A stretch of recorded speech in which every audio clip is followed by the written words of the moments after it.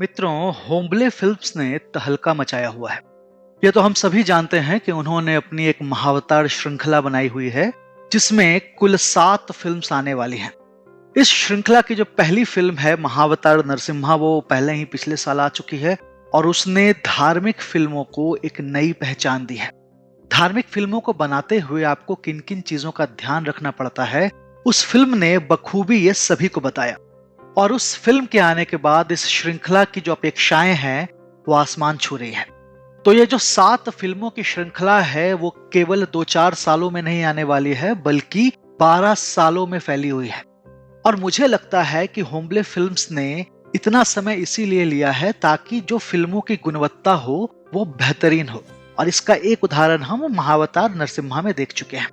और कल ही महावतार परशुराम का जो मोशन पोस्टर है उन्होंने रिलीज किया है।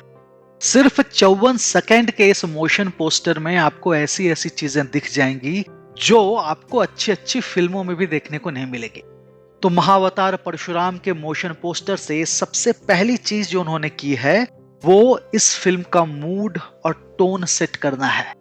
भगवान परशुराम के बारे में हम सभी जानते हैं। उन्होंने कैसे 21 बार पृथ्वी से क्षत्रियों का विनाश किया, इसके बारे में भी हमें पता है। तो ये बात तो तय है कि इस फिल्म में हिंसा तो दिखाई ही जाएगी। और इसकी एक झलक हमें महावतार नरसिम्हा में भी मिली थी, जब उस फिल्म के अंत में भगवान नरसिंह ने हिरण्यकश्यपु का वध किया था। तो उसका वो वध जिस प्रकार दिखाया गया था, जितने विभत्स तरीके से दिखाया गया था, मुझे लगता है कि महावतार परशुराम में ये एक कदम और आगे जाने वाले हैं। और इसमें मैं कुछ गलत नहीं समझता हूं, क्योंकि यह फिल्म जैसी होने वाली है भगवान परशुराम के जीवन पर आधारित, उसमें इतने रक्त रंजित दृश्य दिखाना आवश्यक है। कुछ लोग हमसे कहते हैं कि बच्चों के लिए इतना खून खराबा देखना सही नहीं है, लेकिन आज की पीढ़ी को यह जानना बहुत ही आवश्यक है कि जब पाप अपनी सीमा को पार करता है तो उसका अंत कितना विभत्स हो सकता है। तो खैर, यहाँ पर जो ये फिल्म शुरू होती है उसमें सबसे पहली चीज जो मुझे दिखी और अच्छी चीज दिखी कि यहाँ पर सबसे पहले भगवान परशुराम का जनेऊ दिखाया गया है जो रक्त में भीगा हुआ है। ये एक बहुत ही सोच समझकर और सावधानी से डाली गई चीज है, क्योंकि भगवान परशुराम ब्राह्मण थे और जनेऊ ब्राह्मणों में अनिवार्य होता है। तो ये एक मास्टर स्ट्रोक है इनका। इसके आगे जब चीजें बढ़ती है तो यहाँ पर क्षत्रियों को दिखाया गया है, शायद है वंशी क्षत्रियों को, और उनका वध होते हुए दिखाया गया है। यहाँ पर दिखाया गया है कि एक सैनिक का सर जो है उनके धड़ से अलग हो रहा है।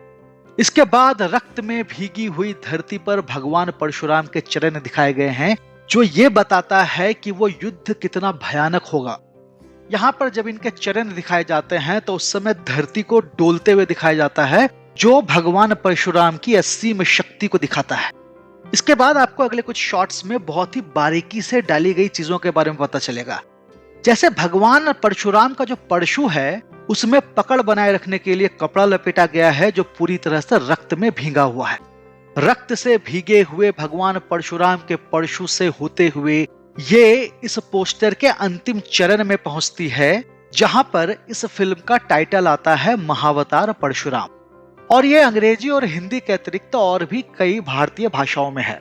और सबसे अंत में आपको इसका फाइनल पोस्टर दिखाया जाता है, जहां भगवान परशुराम रक्त के एक सरोवर में अपने परशु के साथ खड़े हैं और उनके सामने से क्षत्रियों की सेना आ रही है। उनका परशु, उनके चरण, उनका वस्त्र और उनकी भुजाएं सभी खून से लथपथ हैं। तो ये एक बहुत ही प्रभावशाली पोस्टर इन्होंने रिलीज किया है। और 54 सेकंड के इस पूरे पोस्टर मोशन रिलीज में जो बैकग्राउंड म्यूजिक चलता रहता है वो भी आपके रोंगटे खड़े कर देता है। जिस प्रकार का बेहतरीन म्यूजिक इन्होंने महावतार नरसिम्हा में दिया था, उसी प्रकार का म्यूजिक महावतार परशुराम में भी आपको देखने को मिलेगा। तो मैं तो व्यक्तिगत रूप से इस फिल्म के लिए बहुत उत्साहित हूं। हालांकि अभी इस फिल्म को आने में 1 साल से अधिक का समय है, लेकिन मुझे विश्वास है कि जिन्होंने भी महावतार नरसिम्हा देखी है वो सभी महावतार परशुराम का बेसब्री से इंतजार कर रहे हैं। जाते जाते यदि मैं महावतार नरसिम्हा और महावतार परशुराम के मोशन पोस्टर की तुलना करूं तो मैं यह कह सकता हूं कि महावतार नरसिम्हा की अपेक्षा इनकी जो गुणवत्ता है, जो क्लैरिटी है, जिस तरह का उन्होंने एनिमेशन का इस्तेमाल किया है, वो निश्चित रूप से महावतार नरसिम्हा से अच्छा दिख रहा है। तो इससे जो है हमारी अपेक्षा इस फिल्म से और भी बढ़ जाती है। तो लगभग लगभग साल भर का समय है।